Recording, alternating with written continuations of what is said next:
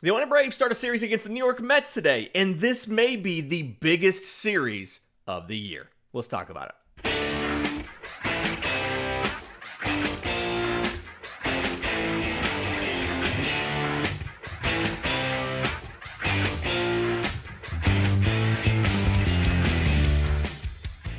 Yes, welcome on in to Braves Today for Tuesday, June 17th. Your source of news, notes, and updates on your Atlanta Braves. I'm your host, Lindsey Crosby. You can follow me on social media at Crosby Baseball.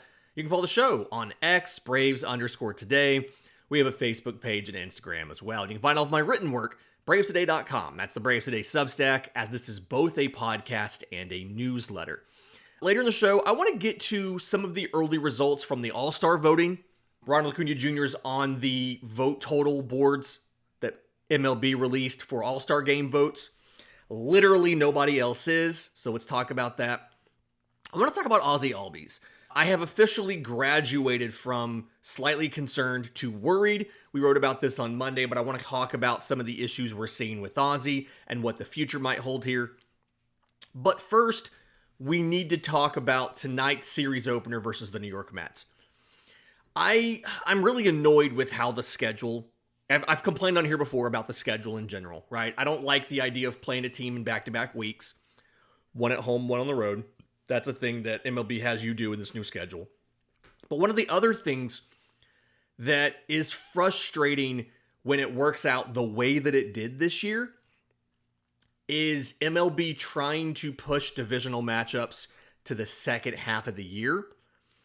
And so, like, for instance, the Braves have played 28 games against the National League West. In that same stretch, they've played Philly twice, they played Washington twice, they played Miami once, and they haven't played the Mets at all. And we've played 70 games. We've played 7 against the Padres, we've played 0 against the Mets, and it's June 17th. Tonight is game 71 of the season. And you have not yet faced the Mets. But again, like, it's just way slanted. When the schedule doesn't work out correctly, where you can play everybody in your division in the first half of the year, it feels like you still have some work to do on the schedule. Again, there's no reason Atlanta should have to play any team, or any team should play any other team in back-to-back weeks. And there's no reason that you shouldn't have gotten at least one game in against all of your rivals before mid-June. That's just absurd. But entering play today, the Braves are 13 games back of New York. They're 11 games back of Philadelphia. And so it's safe to, we all obviously already know this, but it's safe to write off the NL East. Is there still technically a chance it could happen? Yes. But it's safe to write off the NL East. But Atlanta, despite what we feel like sometimes, could still contend for a wild card spot. There is a lot of work to do for that. There are 4 teams ahead of Atlanta if they want to get to the last wild card spot, currently held by the Padres at 39 and 32. It's the Diamondbacks, the Cardinals, the Reds, and the Brewers, all ahead of Atlanta here. And Mark Bowman wrote about this on MLB.com on Monday. If they want to finish with 90 wins, which would put them on pace to be one ahead of San Diego for that last spot, they need to go 59 and 33 down the stretch. They have played to that record across a time span of that many games. They did it in both 2023 and 2022. So we're calling this the March to 90. And it begins tonight. I talked about this a little bit last week, and I think I briefly touched on it yesterday. But we're going to know by the end of June whether or not this team can contend for a wild card or not, because you have 10 games against either the Mets or Philly, 7 against the Mets, 3 against Philly. You'll have an idea of where you stand and can you get back into this or not. But there are people who have not really seen a lot about the Mets, given the fact that we have not played them in the season's first 70 games. So I want to real quick tell you what you need to know about this year's version of the Mets and get you prepared for tonight's start from David Peterson. So I think the two big storylines for me, one is how they have a bunch of rotation injuries, and despite that, statistically have the best rotation in baseball.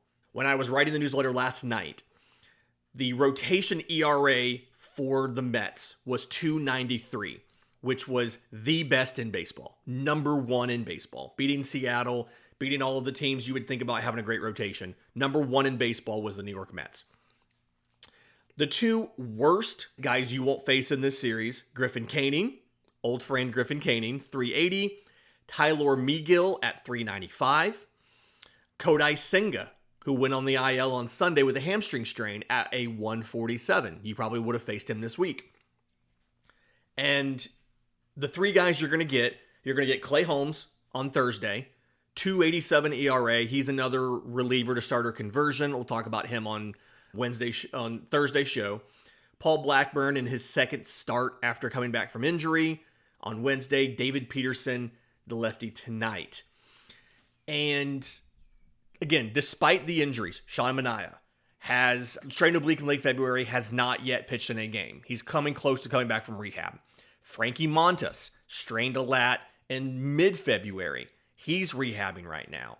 Top prospect Christian Scott had Tommy John surgery last September. They're missing several. It's actually really reminiscent of Atlanta here. They have a top prospect who's out for Tommy John. Theirs is Christian Scott. Ours is AJ Smith-Shawver. They have a veteran who's on the IL. In this case, with us, it's Renato Lopez. With them, it's both Manaea and Montas. And this kind of happened in 2023, where Max Fried was pitching well and he went on the IL. That's the Kodai Senga thing for them now. But despite that, the rotation's doing really well. The bullpen's not bad. Third best ERA in baseball. Edwin Diaz has a 2.22 ERA. Reed Garrett, the setup man, has an 0.95. Former Marlin Huáscar Brazoban has a 1.64. Jose Butto has a 3. And then Ryan Stanek, 4.88 ERA, but all of the estimators are lower. His FIP is like 3.49. His expected ERA is like 3.60. They did lose AJ Minter. He's out for the year for lat surgery. They only have one lefty in the pen, so there's a possible vulnerability there. We'll see if that comes up, especially with a lefty on the mound today. But the pitching's still really good despite that. The other thing we need to make sure we talk about is, while from a put the ball in play perspective, this team isn't great. This Mets team isn't great. 17th in batting average at 247. By context, the Braves are at 245. So we're neck and neck. The Mets are very good at scoring runs. 328 runs yesterday afternoon when I wrote this newsletter. That's 9th in baseball. 91 homers. That's 6th in baseball. Their slugging is a 421, which is 6th best in baseball. They're third in drawing walks. They're third in on-base percentage. They're first in getting hit by pitch. So, they're getting guys on base. Now, they're not great at hitting with runners in scoring position. You guys thought we were bad. 253 batting average for Atlanta with runners in scoring position. That's 15th worst in baseball. The Mets are 28th in baseball at 218 for getting hits with runners in scoring position. But the thing is, when they do get a hit with runners in scoring position, it's usually a homer. They have the 6th most home runs in baseball with runners in scoring position. Again, the contact is not great on this squad, but the slugging, the power production really is. Pete Alonso's having a generational freaking year. Came back to the Mets because he didn't have a great market in free agency. He leads them. He has a 293 average, a 390 on base, a 570 slugging, leads the team in all three categories, also leads them in homers with 17. Fantastic year for Pete Alonso. I'd still rather have Matt Olson than Pete Alonso, but Alonso is playing fantastic right now.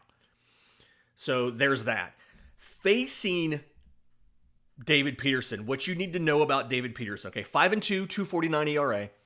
And this is what I call the kitchen sink profile, right? He's got 5 pitches. He has 2 fastballs, nothing gets used more than 29-30% of the time, right? Sinker 29%, four-seamer 24%. He's got a short slider at 21%, a mostly vertical curveball at 12%, and a changeup at 15%. Like, nothing is getting used a bunch, and that's why I call it a kitchen sink profile. He throws a bunch of stuff at you. He mixes it up a lot. Lefties, it's a little easier, right? Lefties are going to get sinker, slider, four-seamer. He'll occasionally throw you a curveball. He'll almost never throw a changeup. Lefty-lefty changeups aren't really a thing, so that's fine. Righties will get four-seamer and sinker, equal amounts, and then it's changeup, sliders, and curveballs. And it's a true 5-pitch mix. Like, if you're a righty, you could see all 5 pitches. Lefties, it's really going to be sinker, slider, four-seamer, maybe a curveball now and then. So, a little bit easier at bat, it feels like, for a lefty. But where I worry about Atlanta struggling is David Peterson's very good at getting ground balls. 94th percentile in baseball here. 57.6%. And so you've got players in Atlanta's lineup who don't have the best speed, right? Your Marcell Ozuna, your Matt Olson. If Sean Murphy gets the start tonight, which with a lefty on the mound, it feels like they'll probably go with Murphy. Sean Murphy, like you don't I don't think you'll see Alex Verdugo starting. I think they'll probably throw Stuart Fairchild out there. He was activated yesterday. But like the lack of team speed could hurt Atlanta here because it's going to be a lot of ground balls in play. No Braves have really done that well off of David Peterson, with 2 significant exceptions, right? Ronald Acuna Jr. is batting .273 with a homer and 3 RBI in 18 at-bats. Austin Riley in 23 at-bats is batting .391 with 2 RBI off of Peterson. So there is a little bit of, there is some track record of success here, but this is going to be, the expectation here is it's going to be a lot of balls in play, probably on the ground. Atlanta's going to need to be able to either count on the defense stumbling or being able to beat those out. We'll see how that works tomorrow when we come back to you for our next episode and can break down what happened and preview Paul Blackburn. Spoiler alert, we don't have a ton of info on Paul Blackburn. He's only made 1 start and pitched in relief twice since coming back from knee inflammation, so he's got 9 1/3 innings. But we'll talk about that tomorrow. In just a second, though, I want to talk about Ozzie Albies, because there is some really worrisome trends. We talked about this a while back, and some of the stuff has improved, some of the stuff has gotten worse. And at this point, I don't know how fixable it is. We'll do that next, right here on Braves Today. But first, today's episode is brought to you by our friends at Chinook Seedery, the absolute best sunflower seeds in the market. I am a huge Chinook Seedery guy. I'm eating sunflower seeds every single day. I have to clean my office a lot more often than I expected. But 8 fantastic flavors: original Parmesan pepper, Hatch chili, jalapeno ranch, dill pickle, smokehouse barbecue, cinnamon toast, and lemon pepper. 8 great flavors. Go to ChinookSeedery.com, ChinookSeedery.com, ChinookSeedery.com, promo code BRAVES, because it gets you a couple things. One, if you buy the variety pack, which is a 2-ounce bag like this of every single flavor, they ship that for free, but you get 10% off. If you either buy a variety pack, which is a case of everything, or you build your own variety pack, promo code BRAVES gets you 10% off, gets you free shipping on orders over $40. It also supports Braves Today. So again, ChinookSeedery.com, promo code BRAVES. Welcome back to Braves Today. Lindsey Crosby wanted to talk about Ozzie Albies. And up front, I want to acknowledge, I love Ozzie Albies. I think he's one of my favorite players. He is the longest tenured member of the Atlanta Braves right now. He debuted before the guys who have already left in free agency, right? Like, he debuted before Dansby Swanson. He debuted, he is the longest tenured Brave. It was back in 2017. His debut was August 1st, right after the trade deadline. So, big Ozzie Albies guy. I'll always have liked Ozzie Albies. Will always like Ozzie Albies. Other than being a pinch hitter, he's never played anywhere for Atlanta but second base.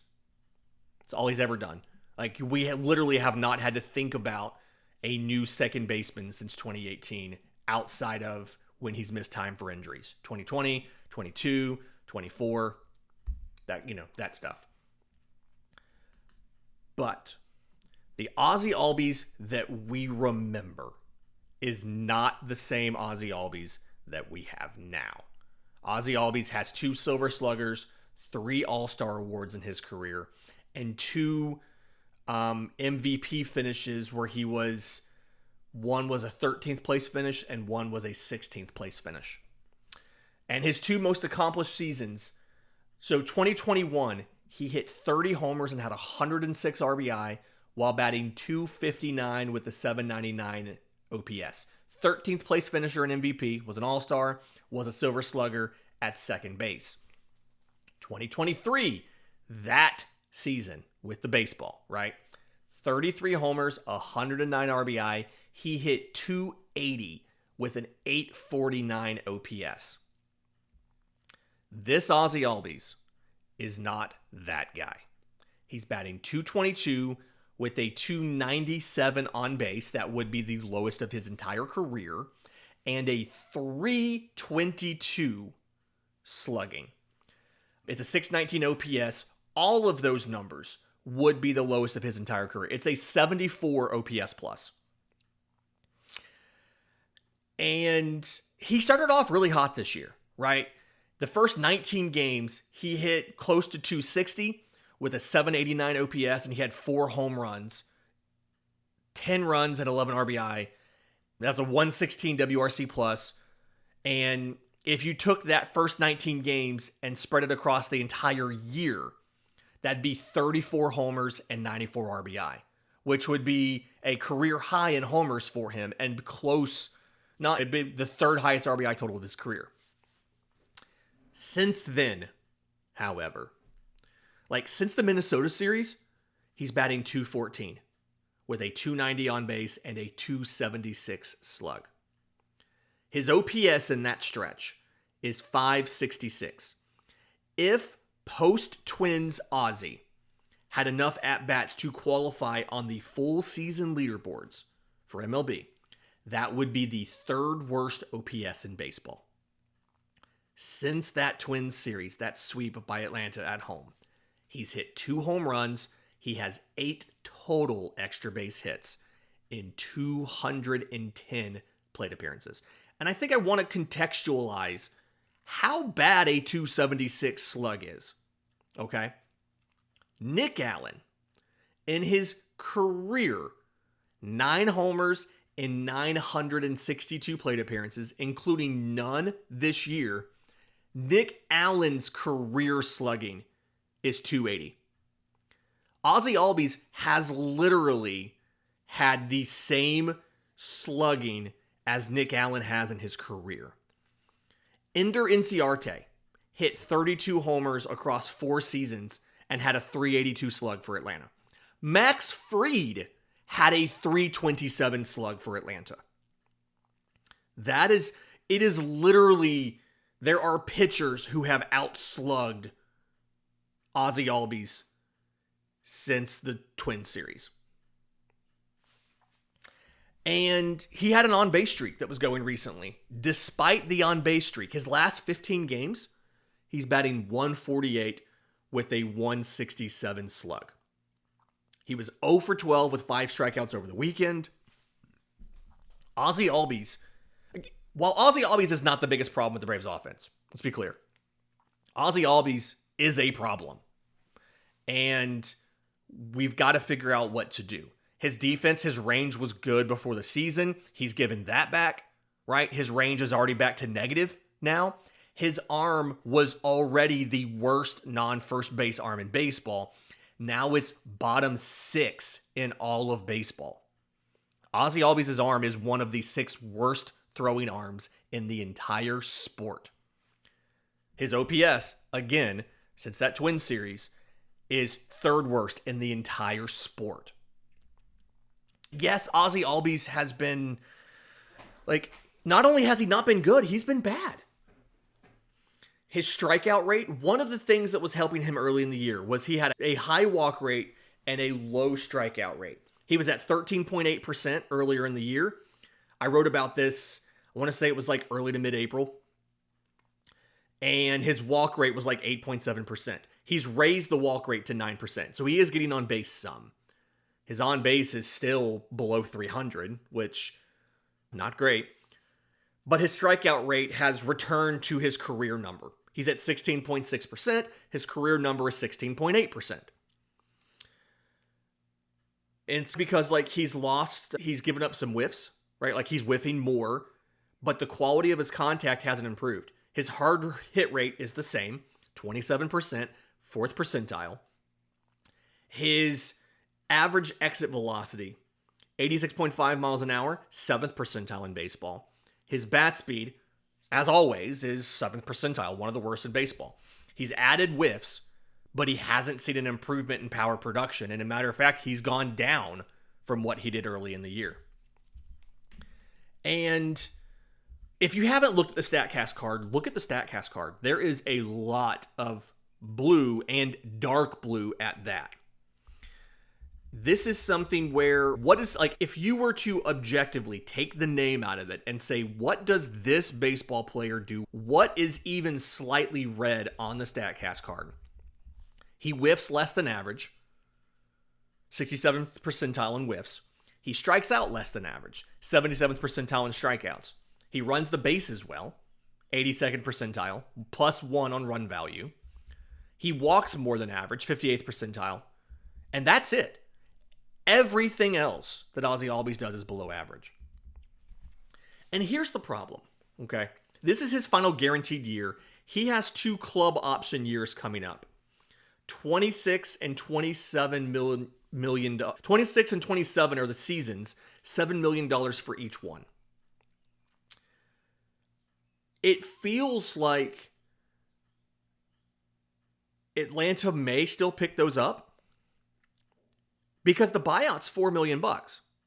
So the difference in having Ozzie Albies and not having Ozzie Albies is $3 million. That's it. You paid Orlando Arcia $2 million to sit on the bench for the first half of the year before you DFA'd him and he went to Colorado. I do wonder about a new coaching staff because the expectation is that you're going to have a new coaching staff. If you bring back Ozzie Albies, are they going to play him every day? It's a different coaching staff that's not their player. I feel like most coaching staffs would defer to the veteran, but part of me does think it's sooner rather than later Nacho Alvarez playing second base for Atlanta instead of Ozzie Albies. I don't know, do they try to move him to DH if Marcell Ozuna's gone next year? Like when they don't have Baldwin in there, do they have Ozzie Albies DHing and have somebody else, Nacho or somebody else, at second base? Do they do something like that? Do they ask him to drop the pinch hitting or drop the switch hitting? Stop hitting lefty? Do they ask him to get a smaller bat? I don't know what the plan is here. But from an objective standpoint, just looking at the numbers, not talking about the reputation, the player history, and all of that, from just the numbers, Ozzie Albies isn't that good of a baseball player anymore. And can he fix it? I hope he can fix it. I really hope it can be improved. I really hope he can get back to what he was. I personally don't want the Braves to let him walk. I want the Braves to pick up the option and bring him back. Somebody asked Mark Bowman about trading him, and he said that the time to trade Ozzie would have been the offseason, not now. He didn't have much value now, and he's right. He doesn't. Who's going to want a guy who's been trending down now for 3 seasons? And who is, again, his OPS is 619. Since the Twins series, his OPS is the 3rd worst in baseball. Who's going to want that guy? Who's going to give you any real asset for him? And he's only 28 years old. Like, it's not even like he's that old. He turned 28 in January. But the aging curve comes for us all. The accumulated injuries have gotten to him. And that's where we are at this point. And I hate it. And I hope we can fix it. At this point, I don't know what the fix is for Ozzie Albies. In just a minute, let's talk about the All-Star voting. Ronald Acuna Jr. is getting votes. Nobody else really is. We'll talk about that next, right here on Braves Today. Major League Baseball put out a press release on Monday with some of the preliminary results from All-Star voting. Phase 1 goes through June 26th, which is Thursday at noon Eastern. The only Atlanta Brave on the entire board is Ronald Acuna Jr. at 6th in the National League outfield voting. And just for context here, when I say on the board, they do 5 players at each position except for the outfield. So it's the top 5 vote getters at each position except for the outfield, where they do the top 9. And the National League list is stacked. PCA, Pete Crow Armstrong, is first. He has the 4th most votes behind Aaron Judge, Shohei Ohtani, and Freddie Freeman. But Pete Crow Armstrong is first. Kyle Tucker is second. He moved from the American League to the National League this year. Teoscar Hernandez is third. Juan Soto is 4th. Corbin Carroll is 5th. Ronald Acuna Jr. is 6th. And the vote thresholds here. PCA's got 1.1 million votes. Like, again, 4th most votes in baseball. He's going to be in. Below him, Kyle Tucker, Teoscar Hernandez, 704,000, 685,000. So 704, 685. They're roughly close. Juan Soto's at 625. And then Corbin Carroll and Ronald Acuna Jr. are separated by 1,500 votes.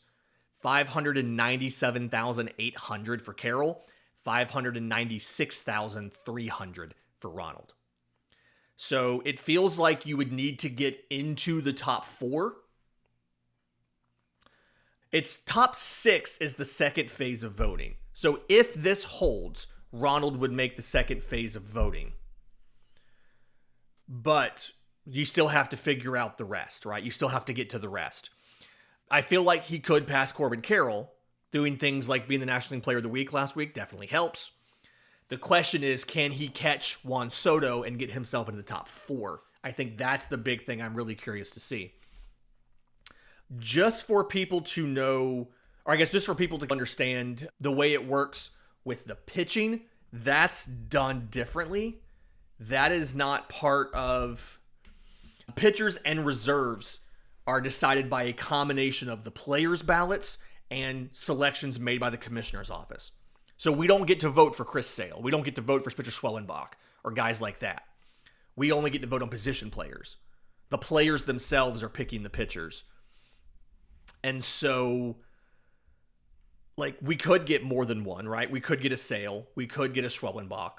They could, I think they're probably both going to be on the list of candidates for the National League. But as of right now, Atlanta's only shot of having somebody on the field in the All-Star game in their own stadium is Ronald Acuna Jr. If you don't know how to vote, it is very simple, MLB.com/vote. Apparently, you can do it like 5 votes a day. And again, this first round runs through noon on June 26th. Then it goes to the second round of voting.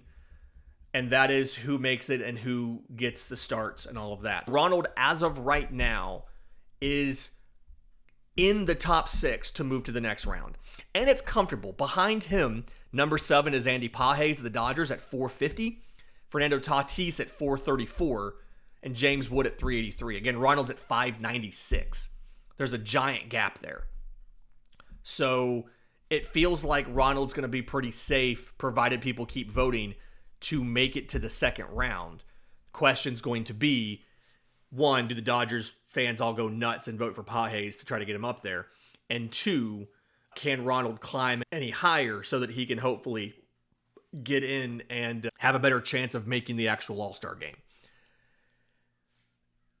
I don't really think I'm surprised by some of these results, because it just feels like none of the other Braves players have maybe necessarily on offense deserved to be there. Do I think that Matt Olson's better than Luis Arraez? Yes. Luis Arraez is 5th in the voting at 140,000 votes at first base. Do I think Matt Olson's better than him? Yes. Am I shocked that Matt Olson doesn't have more votes than that? Not really. I feel like when this Braves team is good, look at 2023, Braves fans, vote.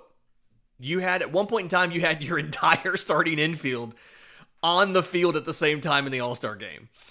Second base, I just talked about Ozzie not being good. It's perfectly, I totally get it. Shortstop, Lindor, Betts, Turner, De La Cruz, Swanson. There was no way Nick Allen was going to crack that ever. Third base, Manny Machado, Max Muncy, Eugenio Suarez, Matt Shaw, Alec Boehm. Matt Shaw is the funny one to me. He got sent down partway through the first half of the year because he was struggling in his first call-up. Went down, fixed some things, and came back up, and has been much better since he came back. But still just funny to me that Matt Shaw's up there at number 4. But yeah, I mean, I don't know what I expected. You look at the one egregious one for me here is Marcell Ozuna. Your DH selection, Shohei Ohtani, of course. Rafi Devers is now in the National League voting. He's now second in the National League voting. His vote total would have been easily number 1 in the American League. He would have doubled up the next closest person. But I'm assuming what happened here, Seiya Suzuki's 3rd, Kyle Schwarber's 4th, Starling Marte's 5th. I'm assuming what happened here is that Marcell Ozuna is probably 6th, and that he was 5 until Devers was traded on Sunday. I'm assuming that's what happened. I don't actually know. But we all know Shohei Ohtani is going to get the spot, and we all knew that going in, and what can you do here? We'll be back tomorrow to break down Game 1 of the series, preview Paul Blackburn, and then talk about whatever other crazy news could happen to break, because it feels like stuff always does for Atlanta. Do me a favor, if you're listening on audio, leave us a 5-star review, Apple, Spotify, YouTube Music. If you're watching on YouTube, subscribe to the channel, hit the notification bell so you know when we drop the next episode, as well as when we go live on Friday for our Friday live mailbags at noon Eastern. Until next time, this has been Braves Today.